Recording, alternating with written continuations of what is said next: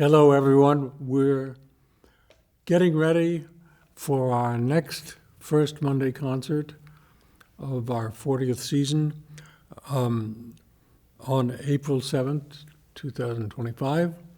And you'd think approaching April, it would be nice and toasty here, and the weather keeps flirting with us. So I'm doing this a few weeks before, so spring really isn't here yet, but it should be soon. Hopefully, by the time of the concert. It's our habit on First Monday to celebrate anniversaries. Most typically,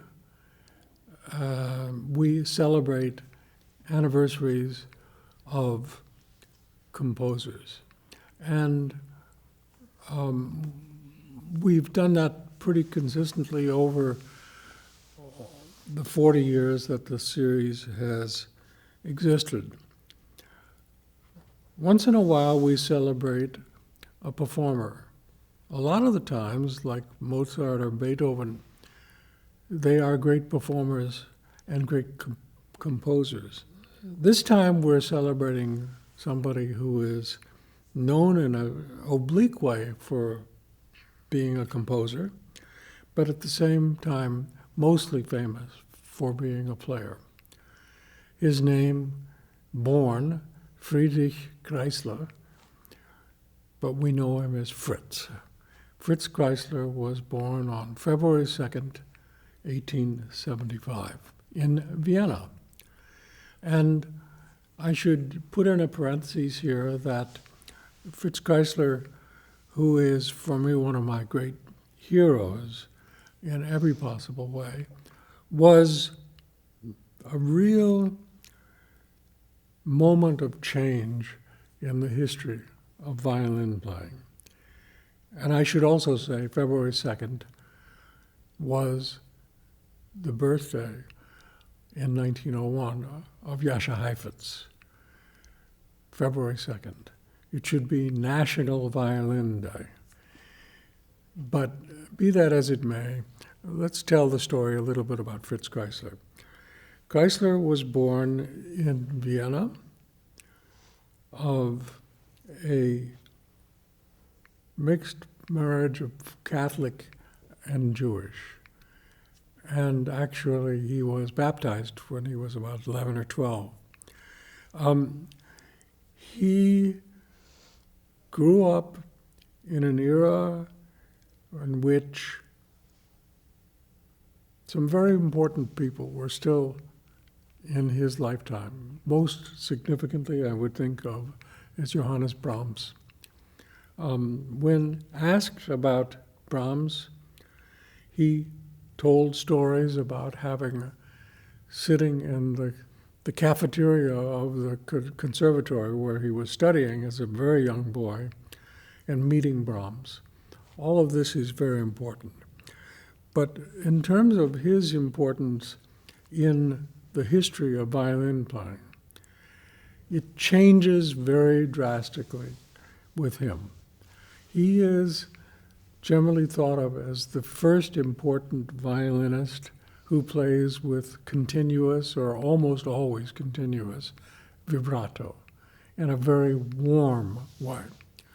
Now, that is a real change from the heritage of Joseph Joachim, a Hungarian-born but basically thought of as German violinist, who used vibrato very sparingly for a note here or there. And so Kreisler, in his way, with that kind of vibrato, is a transition to the Russian school of Heifetz and Elman and Milstein and Cymbalist and a lot of people who studied with Leopold Auer. And it's something that the people of the earlier time didn't care for very much. Certainly, Joachim was not very favorably disposed toward the playing of Fritz Kreisler. Interestingly, Kreisler he was very, very, very precocious as a violinist. He went at the age of 12 to the Paris Conservatory, having won the first prize in Vienna. He was there for 2 years. He won the first prize, I think, at the age of 14 there, and his career gradually began. I would say that by 1902, when he would have been, 27 years old, his career was very firmly established in Europe. Interestingly, his first concert in the United States was here in Boston, and the reviews were not great. He was not really understood for what he was bringing to it. So he went home, and he decided to go into medicine. He had a very, very strong education in the kind of school the Germans call Gymnasium, which would be like starting in the third year of college here. There was such intensity. So he learned several languages as a very young man. In any case, what I want to do, first of all, is to let you listen to a piece that he performed as a young man, and to give you some idea of the warmth of that playing. And that is a piece that he wrote called Caprice Viennois, Viennese Caprice, to give you the charm, the elegance, the emotionality of what he stood for. Let's listen to that now.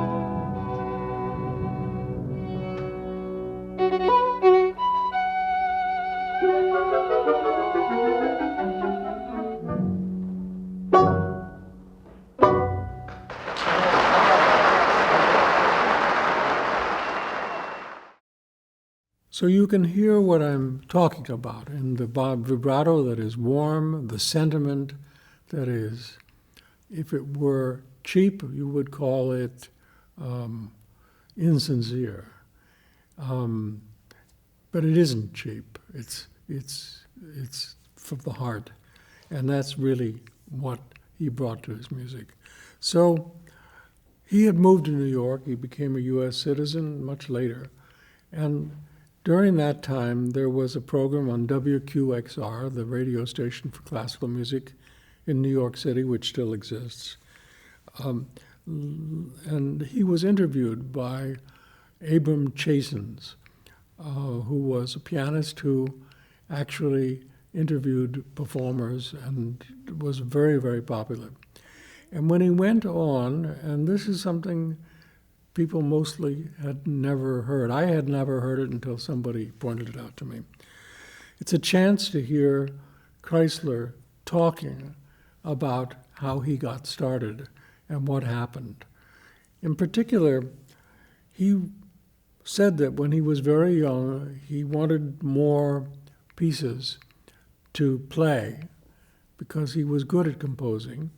And it was very kind of contradictory for him to come as an aspiring artist who wanted the attention of the audience to say that he was playing his own music.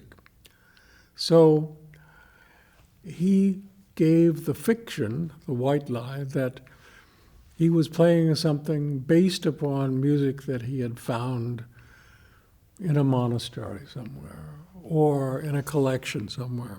So the very, very strong piece, Preludium and Allegro, was ascribed by him to a composer named Pugnani, Pugnani.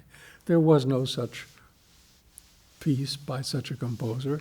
And then when finally, in the 1930s, when he admitted that those were his own pieces, by the way, from 1902 on, he had this mammoth career, then some of the critics took a shot at him. They said, well, anybody knows that's music that's easy to write, and so why did he do that?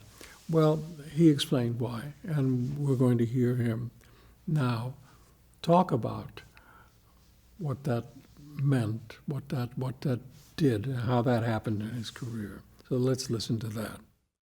And now for the birthday celebration. Mr. Kreisler was in the WQXR studios a short time ago and was interviewed by Abram Chasins, music director of this station. Here is Mr. Chasins. Most often, Fritz Kreisler, we congratulate those whose birthday is being celebrated. In your case, I think we must congratulate ourselves because your birthday is such a significant event in our musical lives and because you are here with us tonight. Thank you very much. It's awfully kind to tell you that. But may I tell you that I am under the impression that you have enhanced my very humble position a little too much in all what you said. I think that's impossible, Mr. Kreisler. Well, I think so. Just the same. I wanted to ask you many things about yourself, and this seems like a fine chance. The fact, for instance, that many of the works which we know today were written by you were at one time, quite a few years ago, thought of as belonging to other people because you put other names on them. Would you tell us a little about that history? Very easily to be explained. When I was a young man, I tried to make a position for myself as a violinist and not as a composer. Because at that time, the repertoire of violinists was very scanty, very thin. So consequently, I had to furnish, I had to increase the repertoire. And I couldn't do it otherwise than by doing it myself.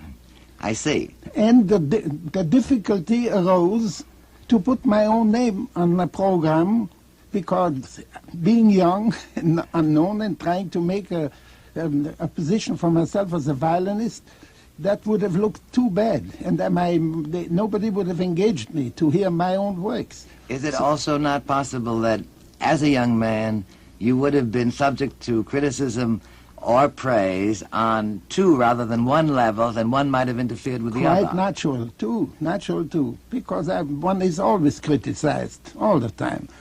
Mr. Kreisler, would you tell us, when did you decide to tell the world what these actual compositions were? Well, it came about when I was in Europe, in Vienna, at that time, at the occasion of my 60th birthday. And a recital was being arranged here for that same purpose I believe it was in Brooklyn. And I don't remember who was to play. Was it Heifetz or Menuhin? But one of the great violinists was going to play a program of my own works. And it was Olin Downs who had to write a program. And by making inquiries at my publisher here, at Mr. Fischer, he found that they were very reticent in telling him anything. So I suppose he surmised that there was some interesting story behind it. And therefore he telegraphed me, cabled me, and asked me all about it. And I told him the truth, the story, that I had written these myself. When he came back after the not very good trip to this country and decided to study medicine, after a while he said, I really want to be a violinist. And he started practicing very seriously to make himself so. Now, his attitude about that was not really consistent through his life. I found a really fun quote for him talking. I can just read it to you from many years later. He said, "The idea of being compelled to practice several hours daily is the result of self-hypnotism, which really does create the necessity. I have, on the other hand, hypnotized myself into the belief that I do not need it, and therefore I do not do it." Charming. Okay. Well, his career began, and he married an American woman, and she was actually the person who kept him on the straight and narrow. She was very tough and actually made him practice when he needed to and all of those things. So when the First World War came, the Austro-Hungarian Empire, there was an emperor of Austria, he was conscripted into the army, and he was for a few months a member of the Austrian army. So this is in the late 19-teens, 18, 16, 17, sometime around there. Not long after that, he made a trip to our country where, because in the First World War, Austria was an enemy, he was very, very punished publicly for having done that.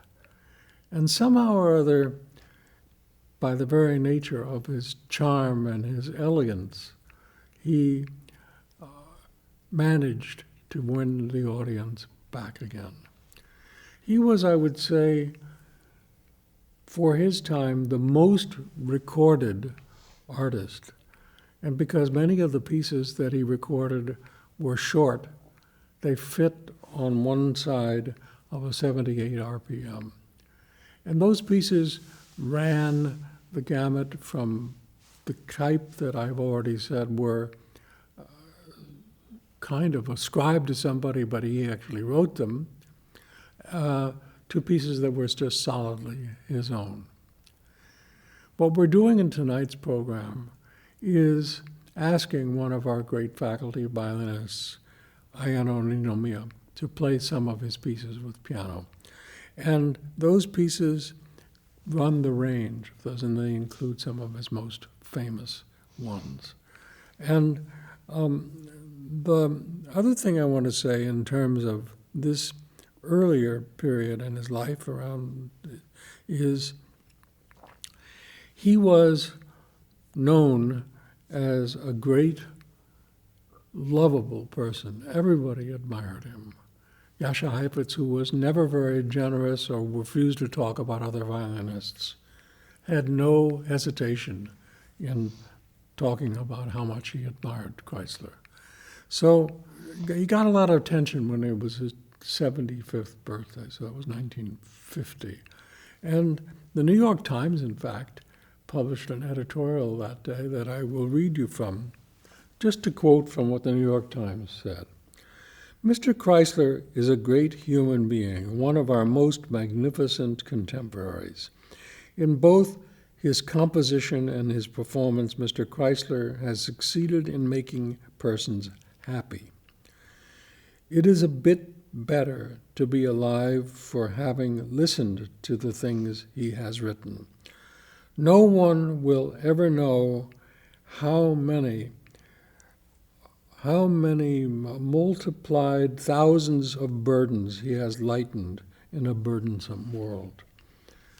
It's certainly something we need today. And finally, I want you to hear him talk at a celebration of his 75th birthday, after which several of his famous colleagues gave their wishes. He stood up and he gave what I would say is a very humble and yet sincere talk about what he was doing and what it meant in his life. And in that, he was able to convey the, how shall I say, the humility and the certainty of what he was doing. He was perhaps more than any other string player I can think of, the one who, when people listened to him, had the impression that each person in the audience thought he was playing for that person alone. And there's something so magnificent in that as an example for us today, and that's how we're celebrating that enormous gift in our April 1st Monday concert. 75 years, 3/4 of a century. What a span of time, and what an age. An age, if you think of it, which exceeds by many years the average general age allotted to mankind. Now let us consider what are the aspects of old age.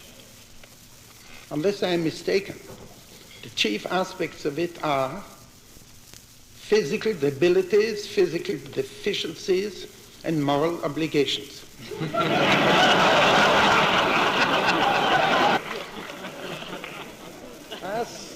As to the physical deficiencies, I believe that nature has dealt rather leniently with me.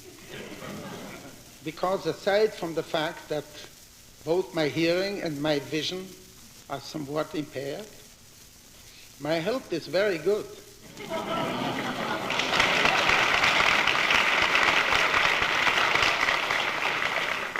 And up to now I have been able to exercise my profession, although in a very moderate and increasingly restricted way. As for the moral obligations, I have to confess that I have not acted in conformity with the code demanded by custom and by social convention, which demand that anybody who reaches a certain age should cease working and retire in order to make room for younger generations. Many of you, my dear friends, have probably surmised that I acted that way because I loved my vocation and because I wanted to retain the appreciation and the esteem in which my moderate artistic endeavors have been held by many of you. Since I am an average specimen of the human race and therefore tainted with all the weaknesses thereof, I will admit that to a certain extent your surmises were correct.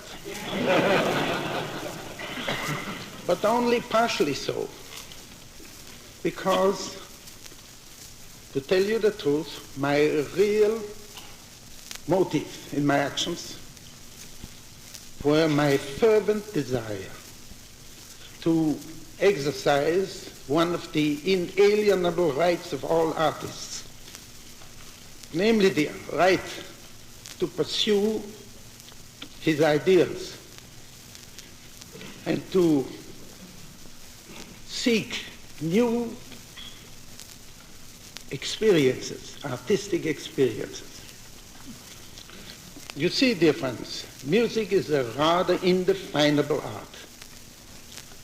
For instance, to give you only an example, how can an artist achieve an ideal performance of, let us say, a Beethoven concerto or sonata?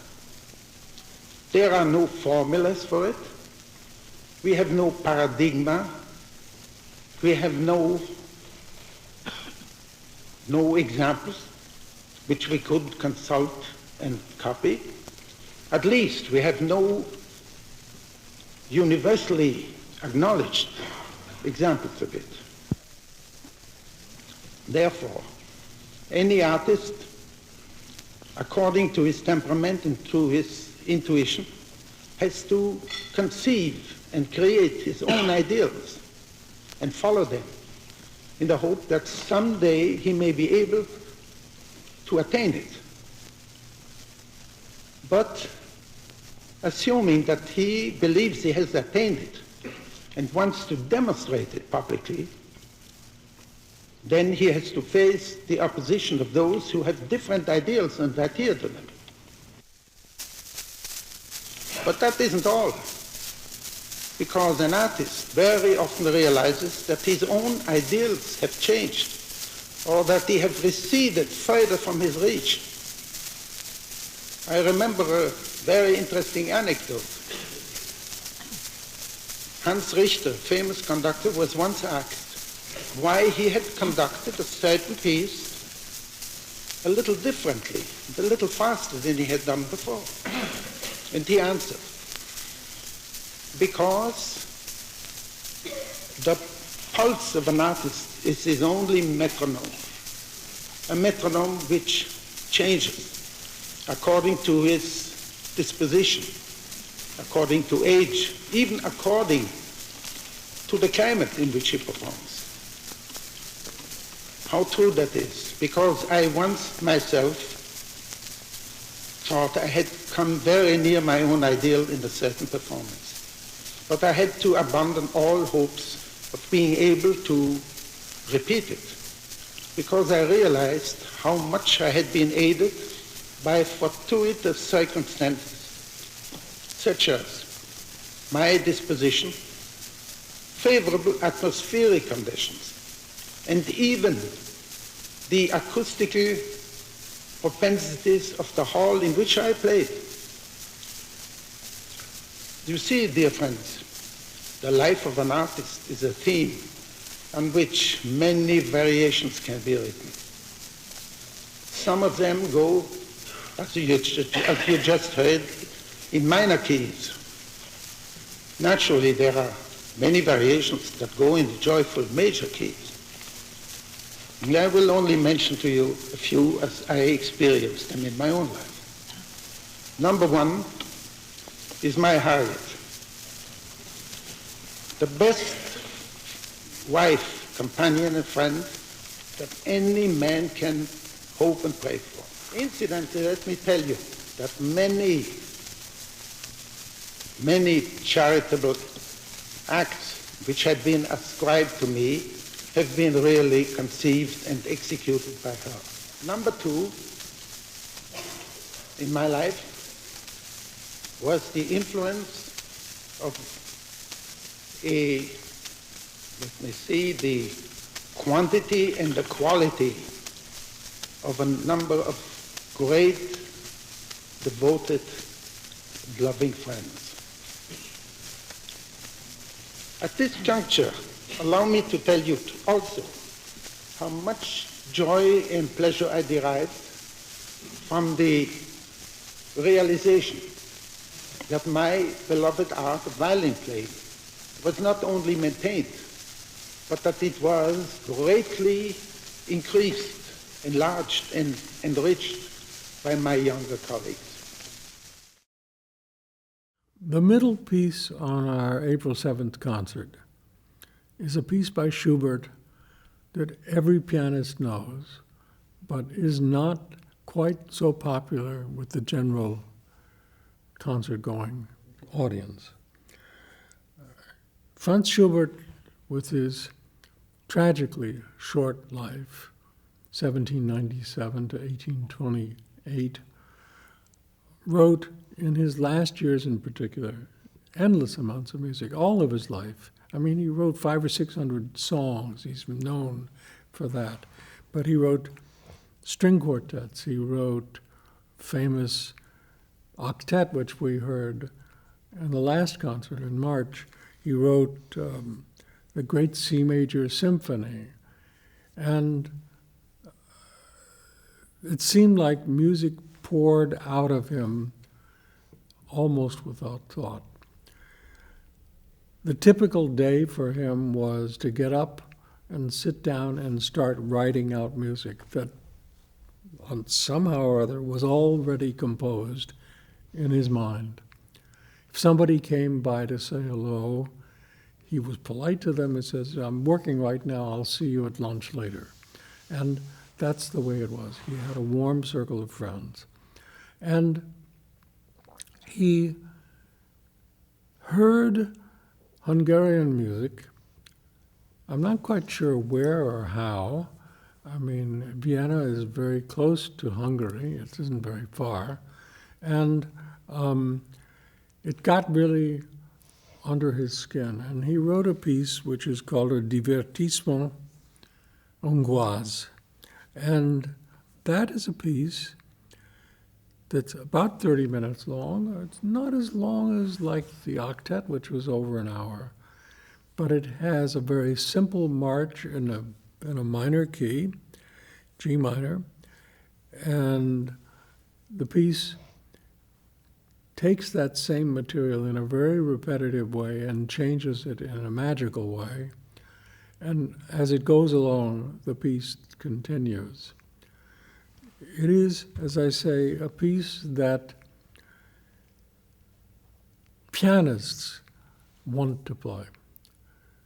So when I was doing a little looking and preparing these comments, I found Vladimir Ashkenazy and his son. I found endless numbers of, I mean, if you are piano duo, piano four hands or whatever, you will play it. But what I found also was a very beautiful recording by Russell Sherman and his student, then wife, Joachim Young. And actually, you could listen to that performance on YouTube. And it's 1824, so almost an anniversary year. We missed it by a little bit. But we lost Russell Sherman in the last year, who was a great contributor to First Monday. And he had played it with Joachim, his wife. And in the sense of heritage, which I am very, very deeply devoted to, particularly at my age, I want to note that she is playing it tonight with her, in the progeny of Russell Sherman, a fellow student, but from much later, Min Soo Sun, who is on our faculty now. And we're dedicating this performance tonight from them to Russell Sherman's memory.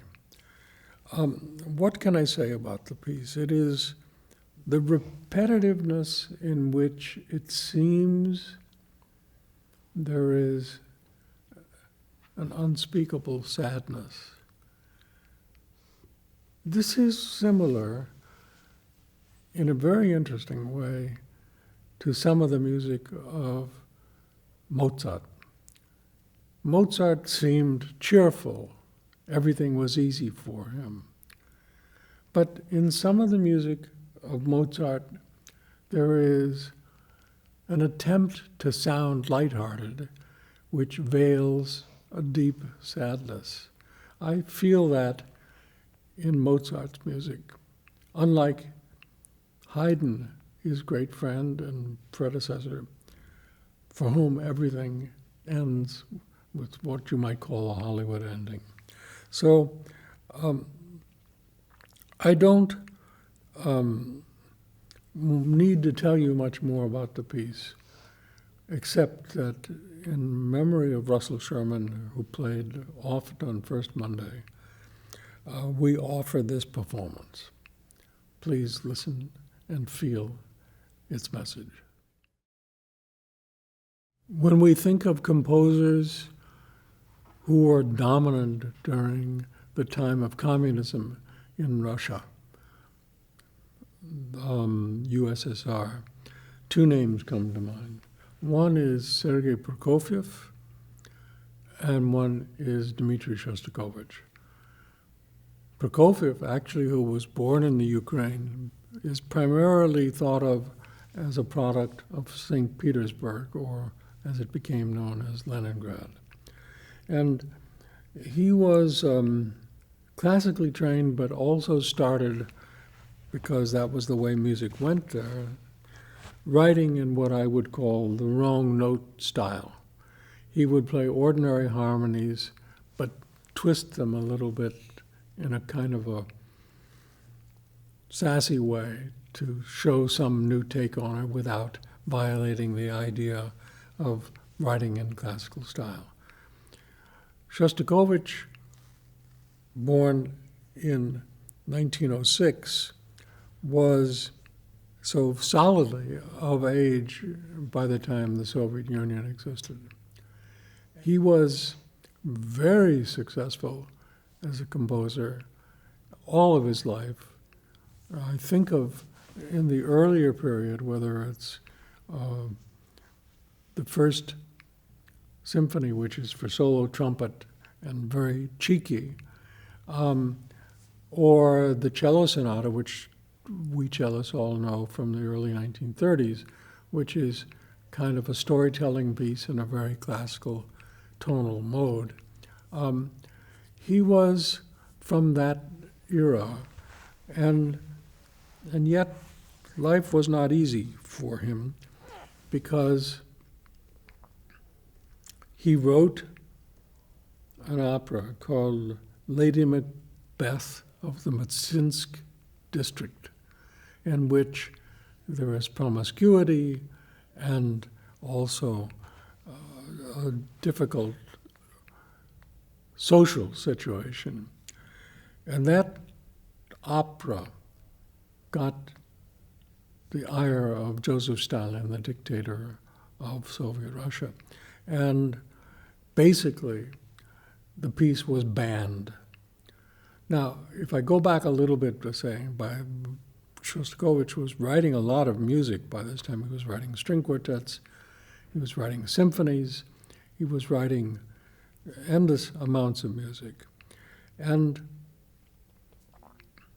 in this dark period, he got the idea to write a piano trio. He had written one already. And the piano trio is very iconic piece in the literature of chamber music because it does things not like the typical piano trio. It has 4 movements, but the message it contains is more complicated than that. It starts in a very bleak way with high harmonics in the cello, which is then answered in the violin, and then eventually the piano expresses that. And as he was about to finish writing the first movement, word came to him that one of his closest friends, somebody that you would call, fancy word, a polymath, that just anything he was interested in, he did well. He did many, many things. His name was Ivan Solatinsky. Slightly before we finished the first movement, he got word that Solatinsky had died at the age of 41. This is about as close an intellectual friend as Shostakovich had in his life. Solatinsky was, whatever he touched, he could do. It was said that he spoke 22 different languages and several dialects. And some of the authorities said, no, it was 16 languages and 40 dialects. And whatever it is, you get the picture. He was famous as an orator on all kinds of subjects. He was passionate about music, passionate about ballet, which he introduced as an intellectual subject to the Soviet world. He also was a head of the music in the Leningrad Conservatory and became friendly with Shostakovich in those years and did something very important. He introduced Russia and Shostakovich in particular to the music of Gustav Mahler, which was, preceding. Mahler died not long after Shostakovich was born. So they had a very, very great bond. And when Solatinsky died suddenly, he was living in Siberia, where he could do more things that he wanted to do. He had already been chastised for supporting Shostakovich for that opera, but he was getting along with life as best he could, and then he had a heart ailment and died in Siberia. And Shostakovich at that point decided he wanted this trio to be in Solatinsky's memory. The first movement was pretty much written by the time, as I say, when Solatinsky died. There is something unworldly as the first movement begins with those harmonics, and then it gathers energy and has more life in it. By that point on, Solatinsky was on his mind, Shostakovich. The second movement, which is a wild scherzo, Solatinsky's sister said, in that music with the scherzo, with its trio and a kind of almost banal Russian melody, said that Shostakovich had painted a perfect picture of Solatinsky. And so that movement is really a lot of energy and a lot of, again, more grotesque things. Whoop, whoop, whoop, all these kinds of bows with crescendos. And then this very jaunty trio section.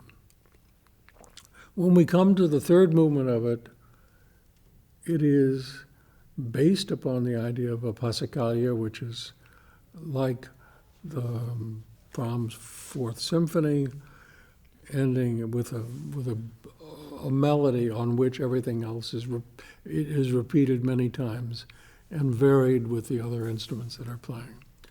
In this particular case, the piece begins with an 8-bar Passacaglia theme played as chords, like a chorale, by the piano alone, and then keeps repeating with a melody woven in and out of it of the violin and the cello, and what I would call as sad an elegy as you could imagine, weeping, crying.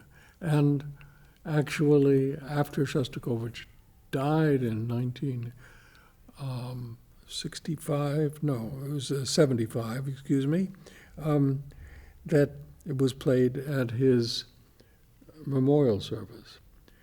The music is very deep.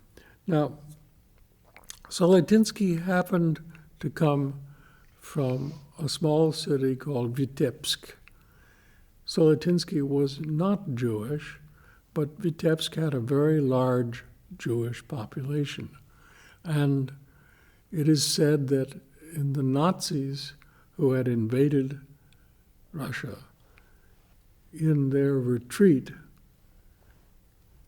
wiped out whole communities of Jews. And the image that is presented to us of that is that it starts with a kind of a klezmer melody, yum-ba-da-da, yum-ba-da-da, yum-ba-da-da, dum-ba-dum-ba, something like that, that sounds kind of happy. Well, the image that we're told about this is that in the massacre of that Jewish community, the Nazis had the Jews about to be brutally massacred dig their own graves and then being marched off to the gas chamber or whatever it was while they had to sing this happy song. And this is a really pretty tough stuff. And this trio, it's one of the masterpieces of this the combination. So unlike, even though with 4 movements, it's just devastating in its message. The death of his friend, the massacre of the Jews. And the piece in the last movement revisits themes from the earlier movements and ends with that little tune fading away into nothing. Tough message. We've got Fritz Kreisler to start the program, who brings nothing but joy to us. Franz Schubert and his Hungarian divertissement, with a deep, hidden sadness. Shostakovich and his trio with an overt, wailing, passionate sadness. Well, let's hope that spring weather puts that in balance for us. This is an important program, and I'll share it with you with the hopes that life gets better. Thank you.